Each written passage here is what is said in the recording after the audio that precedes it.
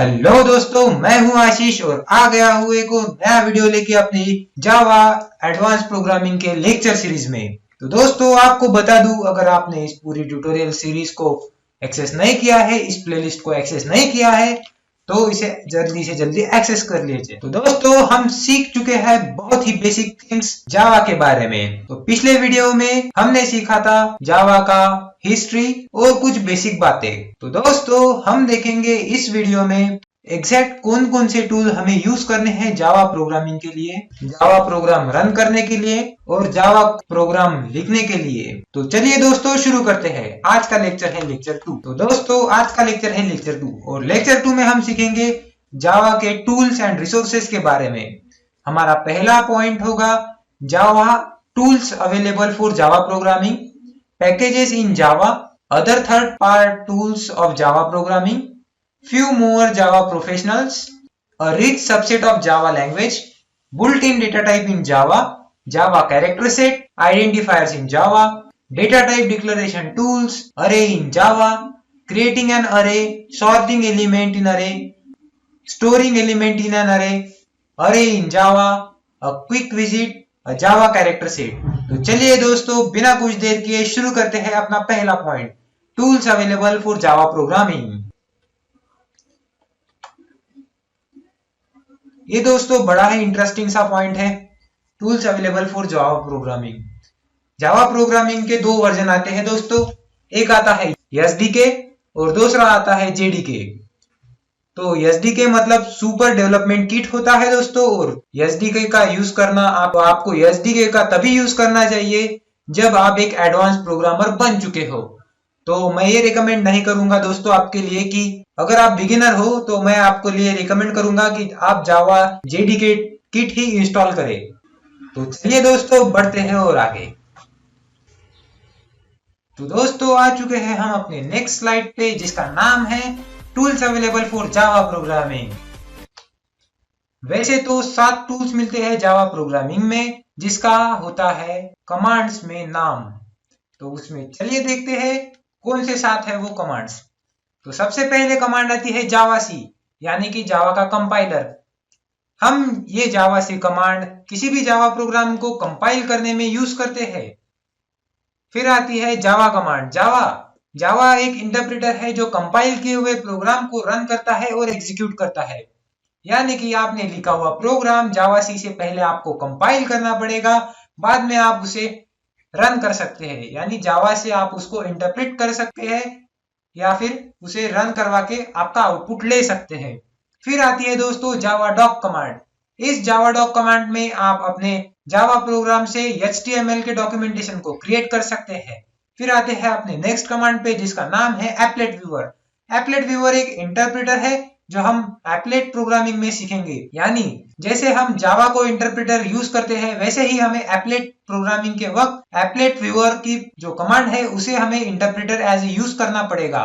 फिर आती है जेडीबी कमांड।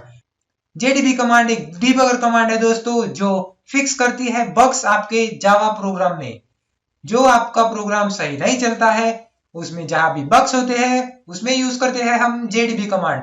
अगर आपको अपने जावा प्रोग्राम से बग्स निकालने हो या बग्स हटाने हो या एरर फिक्स करनी हो तो आप यूज कर सकते हैं जेडीबी कमांड। तो फिर आती है दोस्तों जावापी कमांड। जावापी कमांड एक ऐसी कमांड है दोस्तों जिससे आप अपने बहुत ही बड़े और बहुत ही लंबे प्रोग्राम को डिवाइड कर सकते हैं, कुछ फंक्शंस में, कुछ क्लासेस में और कुछ टुकड़ों में। हम अपने बहुत ही बड़े लेंथी प्रोग्राम को एक जैसा बनाने के लिए या फिर उसे समझने के लिए जावापी कमांड यूज कर सकते हैं, ताकि हम अपने प्रोग्राम को बहुत ही इजी से समझ सके। अगर आपका प्रोग्रामर नया है तो जावापी कमांड एक बहुत ही बेस्ट सोल्यूशन हो सकता है उस प्रोग्रामर के लिए। फिर आती है दोस्तों जावा एच कमांड। एक जावा एच कमांड एक बहुत ही अच्छी कमांड है दोस्तों। इस कमांड में हम अपने जावा के प्रोग्राम को किसी और लैंग्वेज के प्रोग्राम से मिक्स कर सकते हैं। जैसे हम बना रहे हैं आधा प्रोग्राम जावा में और आधा प्रोग्राम C++ या पाइथन में या सी में, तो हम उन दोनों प्रोग्राम को कंबाइन करके अपना सॉफ्टवेयर बनाना चाहते हैं, तो उस वक्त हम यूज करते हैं जावा एच कमांड, ताकि हम दो लैंग्वेजेस के प्रोग्राम को कंबाइन कर सके और उसमें एडिट कर सके। तो दोस्तों चलिए बढ़ते हैं आगे। तो हमारे नेक्स्ट स्लाइड का नाम है दोस्तों रिसोर्सेज फॉर जावा प्रोग्रामिंग, जिसका सीधा सा मतलब होता है जहां हम जावा प्रोग्रामिंग सीखेंगे। वैसे तो आपको बहुत सारे रिसोर्स मिल जाएंगे जावा प्रोग्रामिंग सीखने के लिए, तो सबसे बड़ा और मशहूर रिसोर्स है जावा पी पॉइंट, एक वेबसाइट जो वेबसाइट सन मैक्रोस में ऑफिशियल बनाई है। तो वहां पे आपको बहुत ही अच्छे से आपको ट्यूटोरियल दिए जाते हैं, लेकिन मैं आपको ये रिकमेंड नहीं करूंगा, क्योंकि वहां आपको आपके कंसेप्ट क्लियर नहीं किए जाते। वहां सिर्फ प्रोग्राम बनाए जाते हैं और उसे रन करके एग्जीक्यूट करके आपको सिर्फ आउटपुट दिखाया जाता है, ना कि आपको उस प्रोग्राम को समझाया जाता है, ना ही उसमें लगे हुए कुछ कंसेप्ट क्लियर किए जाते हैं। तो दोस्तों, आप एक बिगिनर है या फिर आप बिगिनर से बहुत ही बड़े और बहुत ही एडवांस प्रोग्रामर बनना चाहते हैं, तो आपको ट्यूटोरियल ही फॉलो करने पड़ेंगे यूट्यूब से या फिर कहीं से भी।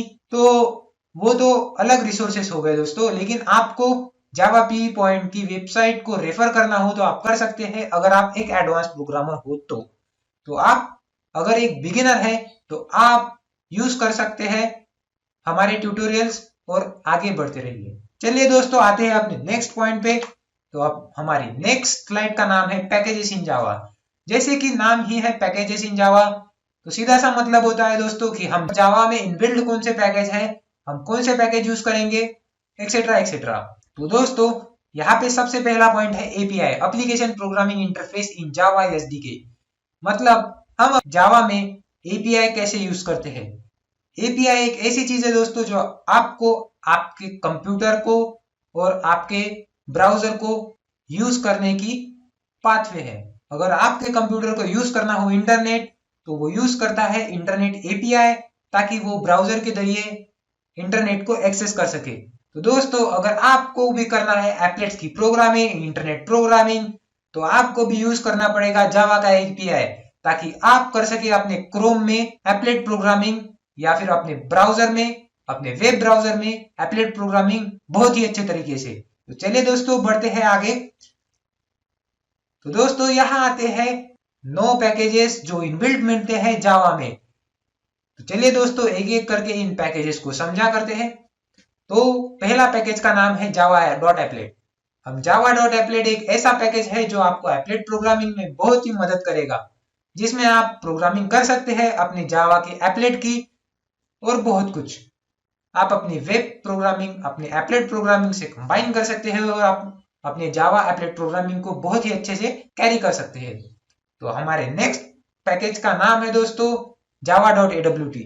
हमें ये जावा डॉट एडब्ल्यूटी बहुत ही अच्छा पैकेज है दोस्तों। हमें इसमें ग्राफिकल यूजर इंटरफेस का सपोर्ट मिल जाता है, यानी जीयूआई का सपोर्ट मिल जाता है। जैसे कि जीयूआई में आता है like button, check box, check menu button, panel, menu panel, etcetera etcetera और बहुत कुछ। अगर आप भी अपने प्रोग्राम में जीयूआई यूज करना चाहते हैं तो आपको जावा डॉट एडब्ल्यूटी को रेफर करना चाहिए एक बार। तो चलते हैं दोस्तों अपने नेक्स्ट पैकेज की तरफ, जिसका नाम है Java dot IO. Java dot IO एक बहुत ही अच्छा पैकेज है, जिसमें आप यूज कर सकते हैं अपने प्रोग्राम को कीबोर्ड से या फिर माउस से या फिर प्रिंटर से, किसी भी हार्डवेयर से आप अपने जावा के प्रोग्राम को इनपुट दे सकते हैं, ताकि आपका प्रोग्राम जनरेट करे आउटपुट आपके मनचाहे की तरफ से। तो चलिए दोस्तों, आते हैं अपने नेक्स्ट पैकेज पे, जिसका नाम है Java dot lang. Java dot lang एक इनबिल्ट पैकेज होता है दोस्तों। आप इसे अपने प्रोग्राम में इंपोर्ट करें या ना करें, ये कंपाइलर ही इंपोर्ट करता है, ताकि आपको बहुत सारे फीचर जैसे system out, println, integer, character float, ऐसे एक्सेट्रा एक्सेट्रा बहुत जो इनबिल्ट फीचर्स होते हैं, ये जावा डॉट लैंग में से आते हैं दोस्तों। अगर आप एक जावा प्रोग्राम बनाते हैं तो जावा डॉट लैंग के वजह से ही आप अपना प्रोग्राम कंपाइल और रन कर सकते हैं।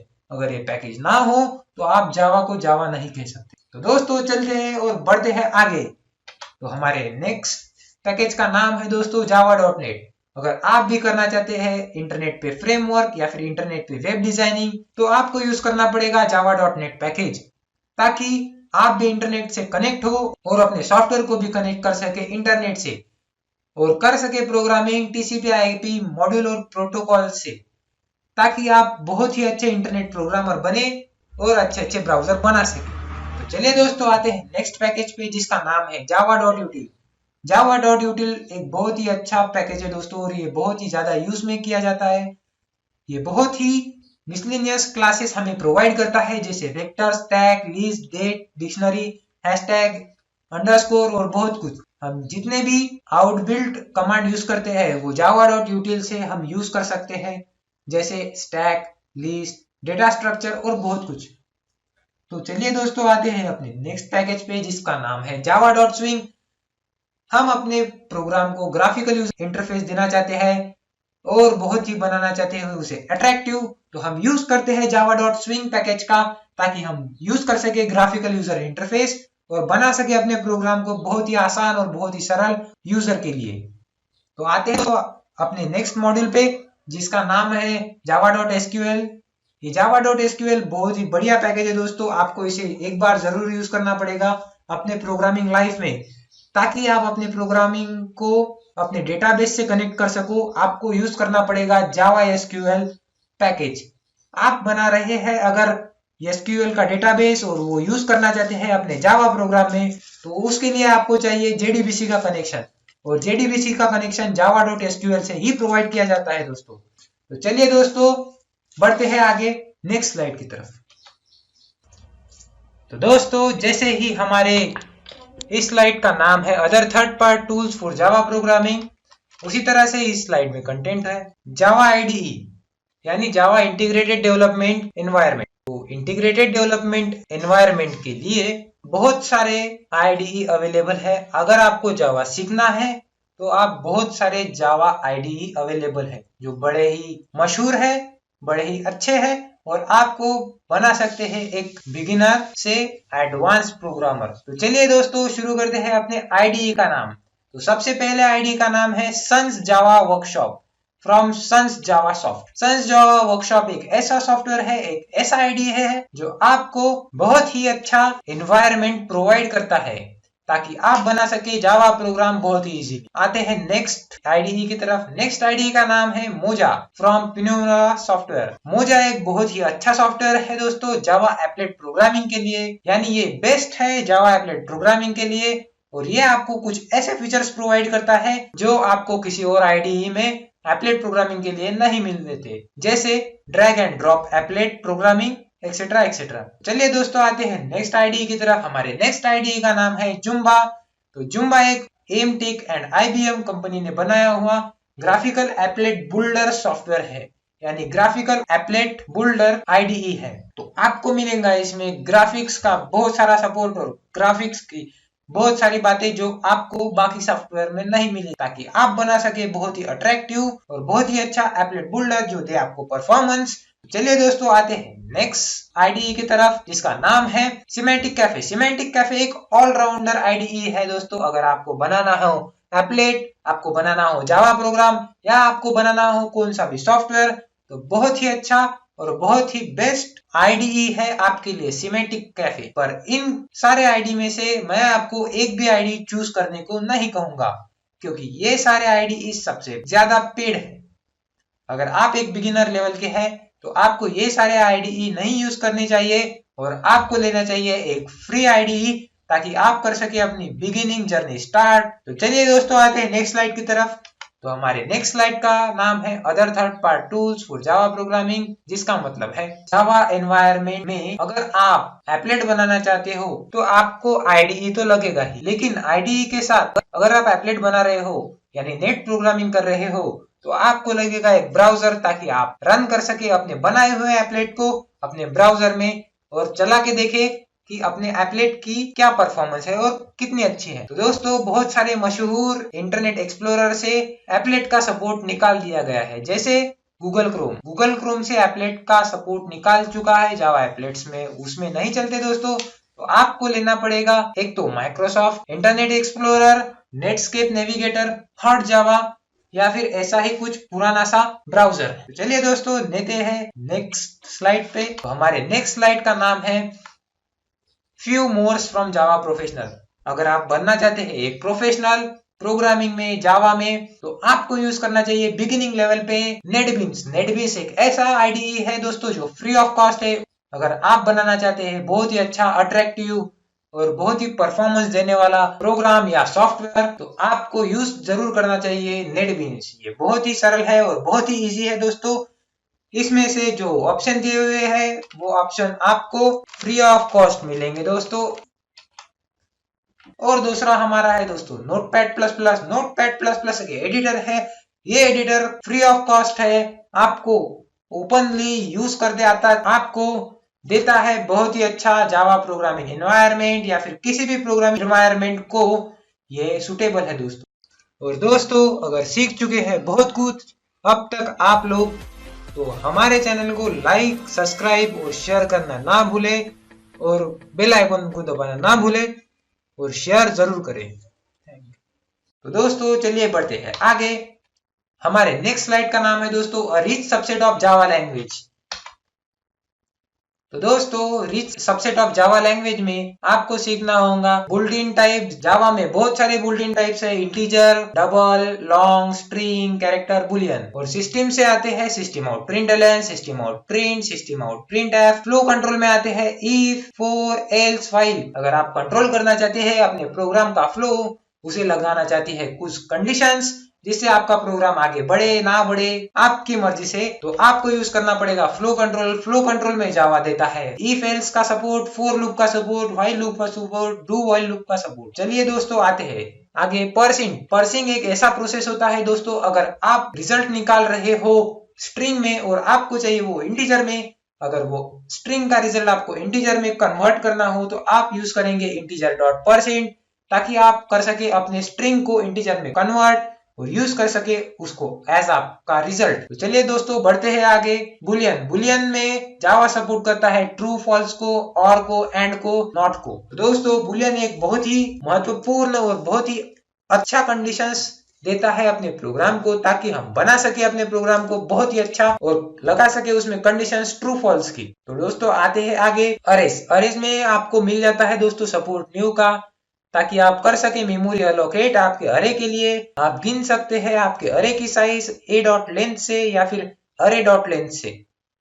ये फंक्शन बुल्ट-इन फंक्शन है दोस्तों डॉट लेंथ का, तो आप सिर्फ पता कर सकते हैं अपने अरे की लेंथ। और चलिए दोस्तों बढ़ते हैं आगे। पंक्चुएशन। पंक्चुएशन में आपका जावा सपोर्ट करता है कर्ली ब्रेसेस को, नॉर्मल ब्रेसेस को, कॉमा को और सेमीकोलन को। और स्ट्रिंग में आपका जावा आपको सपोर्ट करता है प्लस में, डबल कोट में, लेंथ आपको बताएगी अपने स्ट्रिंग की लेंथ। आपकी स्ट्रिंग का आप कंपेयर कर सकते हो, आप अपने स्ट्रिंग से कैरेक्टर चूज कर सकते हो, आप अपने स्ट्रिंग को मैच कर सकते हो। तो दोस्तों ये रहा अपना हमारा स्ट्रिंग का सपोर्ट जो है जावा में प्रोवाइडेड। और असाइनमेंट का सपोर्ट भी जावा में मिल जाता है दोस्तों, जिसमें आप हमको इज इक्वल टू का साइन यूज करना पड़ता है।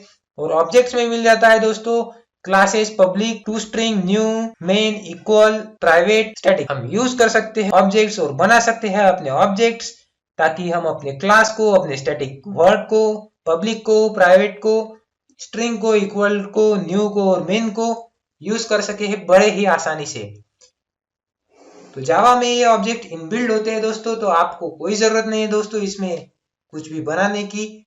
तो दोस्तों हमें प्रिमिटिव न्यूमेरिक टाइप में मिलते हैं plus, minus, into, divided by, modulus, plus plus, minus minus, is greater than, is less than, is greater than equal to, is less than equal to, is equal to, not equal to.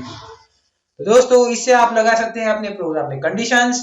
जैसे आपको execute करना हो programme loop में तो आप लगा सकते हैं plus plus, minus minus, greater than, not equal to और एक्सेट्रा एक्सेट्रा। दोस्तों जावा प्रोवाइड करती है आपको मैथ लाइब्रेरी, जिसमें आपको मिलता है सपोर्ट साइन का, लॉग का, कॉस का, एक्सपेक्ट का, पावर का, मैक्सिमम का, पॉइंटर का, मीन का, एब्स्ट्रैक्ट का और स्क्वायर रूट का।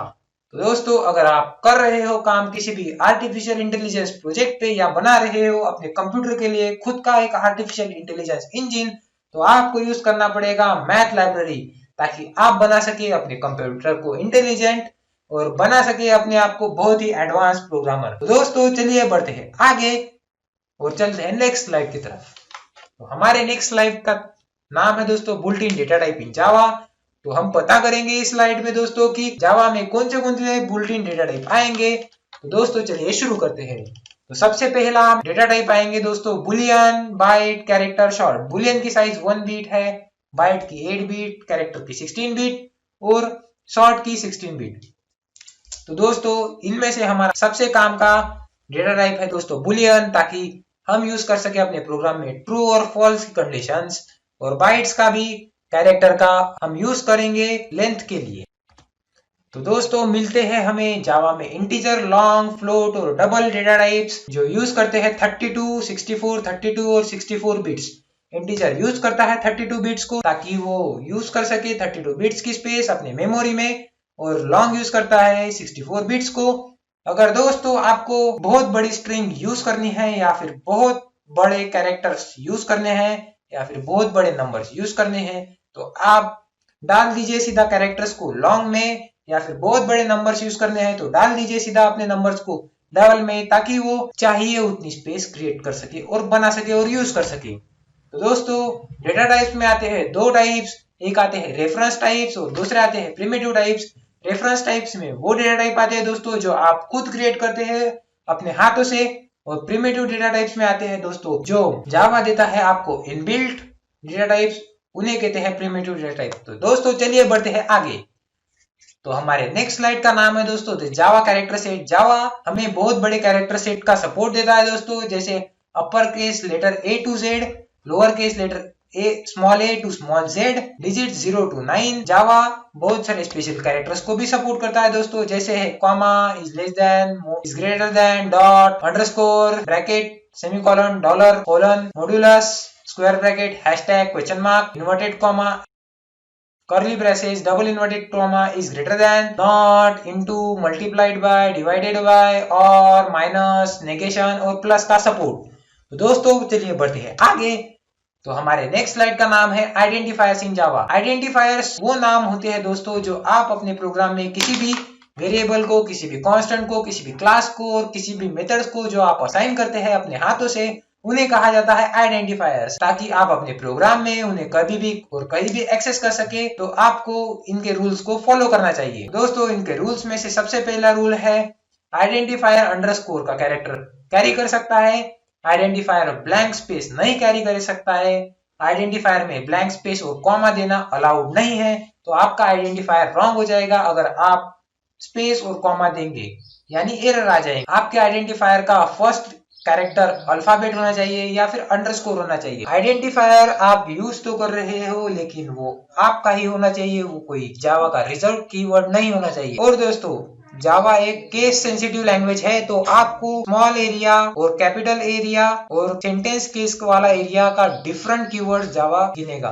तो दोस्तों याद रखना है जावा है केस सेंसिटिव, तो आपको यूज करना है सेम स्पेलिंग ताकि ना हो मिस्टेक और आपका प्रोग्राम चले मक्खन की तरह। तो दोस्तों आ गए हैं हम हमारे नेक्स्ट स्लाइड पे जिसका टाइटल है सिंपल जावा प्रोग्राम। तो हमने यहाँ पे बनाया है सिंपल सा और बहुत ही आसान सा जावा का प्रोग्राम जिसका आउटपुट होगा 10 और 10 की प्लस। तो आपको ही यही प्रोग्राम बनाना है, लेकिन आपको करना है प्लस, माइनस, मल्टीप्लाई और डिवीजन ट्राई इसी प्रोग्राम में। तो चलिए दोस्तों ट्राई कीजिए ये प्रोग्राम जल्दी से और समझ लीजिए जावा का सिंटेक्स। हमें सिंटेक्स में बनाना है जावा का, सबसे पहले हमें क्लास लिखना होता है और बाद में लिखना पड़ता है क्लास का नेम यानी क्लास का आइडेंटिफायर, फिर हमें लिखना पड़ता है पब्लिक स्टैटिक वॉइड मेन। ये सिंटेक्स है दोस्तों जावा के प्रोग्राम के मेन मेथड का। तो आप इस सिंटेक्स को फॉलो कीजिए और बनाइए अपना खुद का प्रोग्राम प्लस, माइनस, मल्टीप्लिकेशन और डिवीजन का। तो चलिए दोस्तों बढ़ते हैं आगे।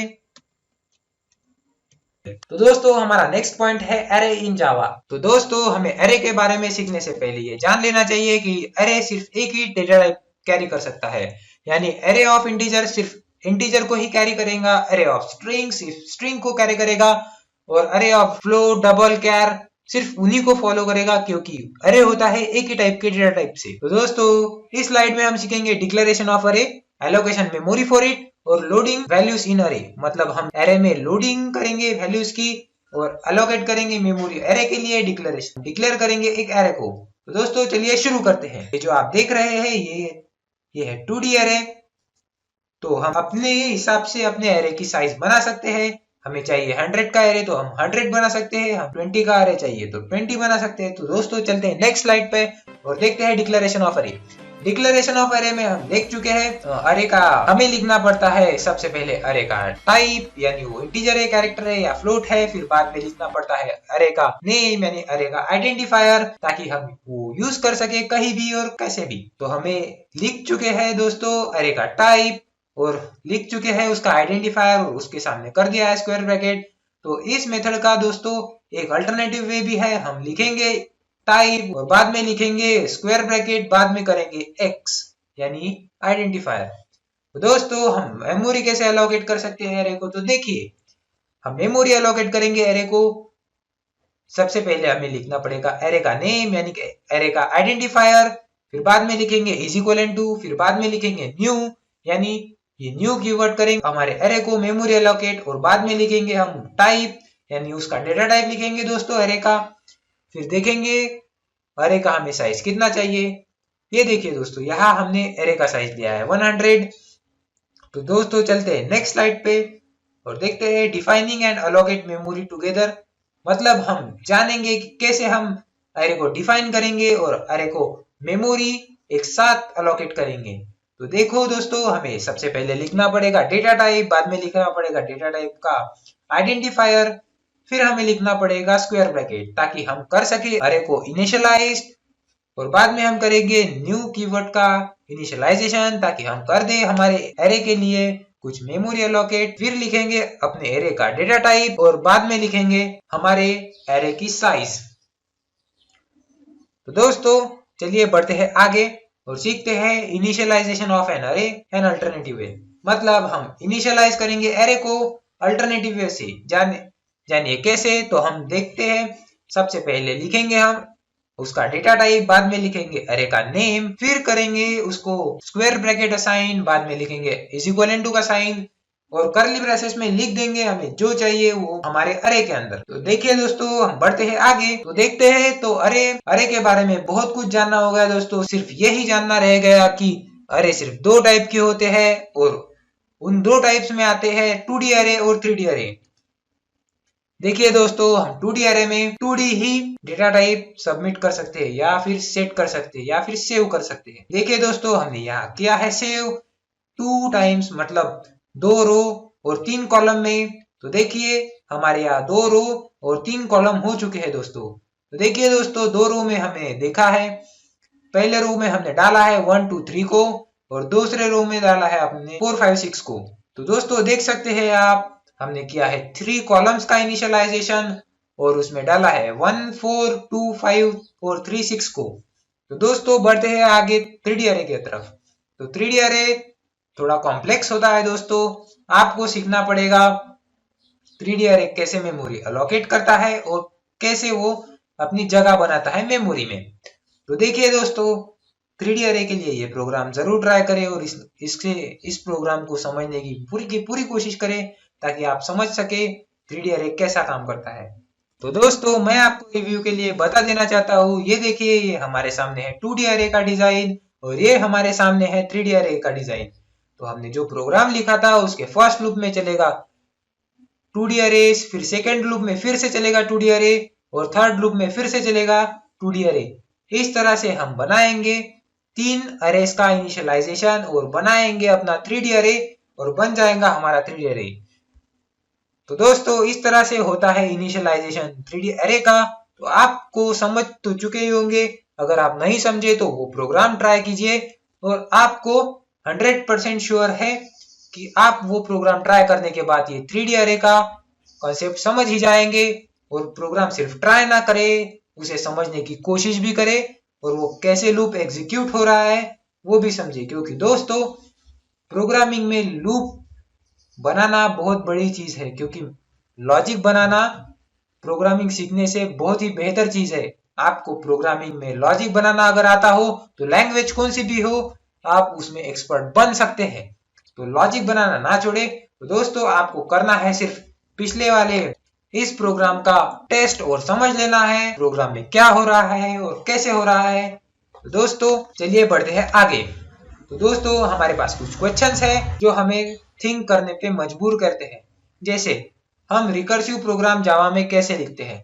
रिकर्सिव यानी हम कैसे लिख सकते हैं जो प्रोग्राम हमें सिंपल और इजी जाए। यानी मतलब है इजी लॉजिक में हम बहुत बड़े प्रोग्राम कैसे बना सकते हैं और बहुत ही समझने के लिए इजी ऐसे प्रोग्राम हम कैसे बनाएं। और दूसरा क्वेश्चन है दोस्तों, हम रिकर्सिव प्रोग्राम कौन सा बनाएं?